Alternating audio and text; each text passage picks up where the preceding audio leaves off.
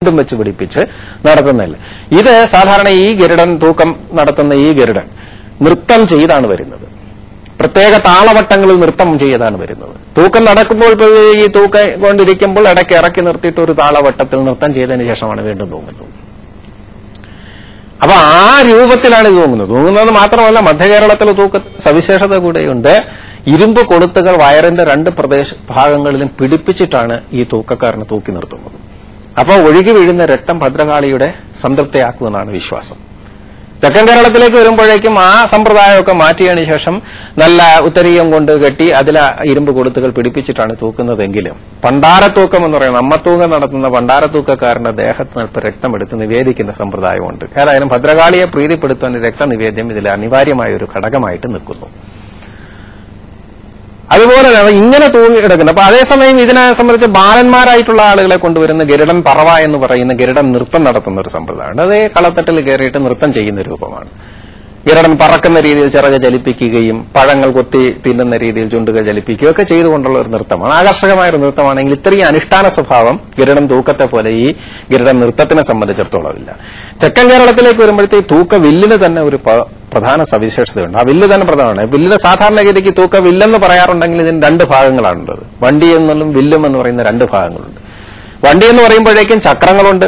ചക്രങ്ങളെ പരസ്പരം ബന്ധിപ്പിക്കുന്ന അച്ചുമരം, അച്ചുമരത്തിൽ നിന്ന് ഈ ശൂലപ്പലക ബന്ധിപ്പിക്കുന്നതായ കട്ടള, കട്ടളയെ പരസ്പരം താങ്ങി നിർത്തുന്നതായിട്ടുള്ള മല്ല്, അതുപോലെ തന്നെ ഈ മല്ലിനെ ബലപ്പെടുത്തി നിർത്തുന്ന ബന്ധം, അതുപോലെ തന്നെ ഈ ബന്ധത്തെ പരസ്പരം ബന്ധിപ്പിക്കുന്നതായ വള, കട്ടളയ്ക്ക് മുകളിൽ പിടിപ്പിക്കുന്ന ശൂലപ്പലക, ശൂലപ്പലകയുടെ നടുക്കുള്ള ദ്വാരത്തിലൂടെ നീണ്ടുപോകുന്ന ഏകദേശം ഒരു 20 കോലോട് അടുപ്പിച്ച് നീളത്തിലുള്ള വില്ല്, വില്ലിന്റെ ഒരറ്റത്ത് ഈ തൂക്കക്കാര് നിർത്തുന്ന തൂക്കത്തട്ട് പോലെയുള്ള നുകം എന്ന് പറയുന്ന സ്ഥലം, അതേപോലെ വില്ലിന്റെ പുറകുവശത്ത് നുകം, ഈ നുകം കൊണ്ടാണ് നിയന്ത്രിക്കുന്നത്.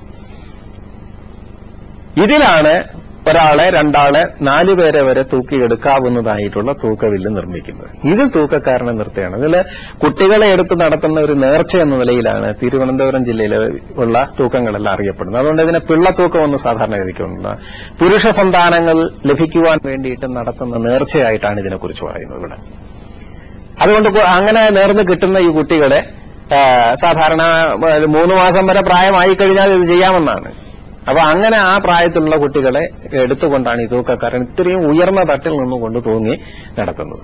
ചിലരെ സംബന്ധിച്ചിടത്തോളം കുഞ്ഞുങ്ങൾ ഉണ്ടാകാതെ കഴിക്കുന്ന ആളുകളെ സംബന്ധിച്ചിടത്തോളം ഈ പൂക്കൾ വാരി എറിഞ്ഞുകൊണ്ടുള്ള തൂക്കമാണ് നടത്തുന്നത്. ഇങ്ങനെ ഇതൊരു നേർച്ചയായിട്ട് ഭദ്രകാളി ക്ഷേത്രങ്ങളിൽ സാധാരണ ആരാധിച്ചു വരുന്ന ഒന്ന്, വിശേഷിച്ചൊരു പ്രത്യേക തരം സമ്പ്രദായമായിട്ട് നമുക്ക് ഇന്നും നിലനിന്ന് നമുക്ക് നമ്മുടെ ചുറ്റുവട്ടത്ത് കാണാൻ സാധിക്കുന്നു എന്ന് പറയുന്നത് നിസ്സാരമായ ഒരു കാര്യമല്ല. ഈ ഭദ്രകാളി പ്രീണനാർത്ഥം രക്തബലി നൽകിക്കൊണ്ടുള്ള ഈ തൂക്കം ഒരു കാലഘട്ടത്തിൽ ഇവിടെ നിലനിന്നിരുന്നതായ ബലിസങ്കല്പവുമായി ഇതിന് ബന്ധമുണ്ടെന്ന ഒരു അഭിപ്രായമുണ്ട്. കാരണം ഈ തൂക്കക്കാരനെ പഴയ ചില ആളുകൾ പറഞ്ഞ രീതി അനുസരിച്ചാണ് ഈ തൂക്കക്കാരനെ തൂങ്ങിക്കഴിഞ്ഞതിന് ശേഷം 2 ആഴ്ചയോളം ഉയരത്തിൽ കെട്ടുനിർത്തുമത്രേ. അത് അയാളുടെ ശരീരം മുഴുവൻ ഈ പക്ഷികളൊക്കെ കൊത്തിത്തിന്നങ്ങ് പോകുമെന്നാണ്. അങ്ങനെ ബലിസങ്കല്പവുമായിട്ട് ഇതിന് ബന്ധമുണ്ട് എന്ന് ചിലരെങ്കിലും പറഞ്ഞു കേട്ടതായിട്ടുള്ള ഒരു അറിവും ഈ സന്ദർഭത്തിൽ പങ്കുവച്ചുകൊള്ളുന്നു. ഏതായാലും കാളിക്ക് നൽകുന്ന ബലിസങ്കല്പവും രക്തബലി സങ്കല്പവുമായി വളരെ അടുപ്പമുള്ള ഈ ഗരുഡൻ തൂക്കം എന്നുള്ളൊരു സങ്കല്പം ഒരു വലിയ പുരാവൃത്തത്തിന്റെ, ഒരു വലിയ നാട്യകലയുടെ അംശമെന്ന നിലയിൽ ഇന്നും കേരളത്തിൽ അവതരിപ്പിച്ചു വരുന്നുവെന്ന കാര്യം പ്രത്യേകം ശ്രദ്ധേയമാണ്. ഒരിക്കലെങ്കിലും ഇതൊന്നു പോയി കാണുവാനുള്ള ഒരു ശ്രമം നമ്മൾ നടത്തി നോക്കുന്നത് നല്ലതാണ്.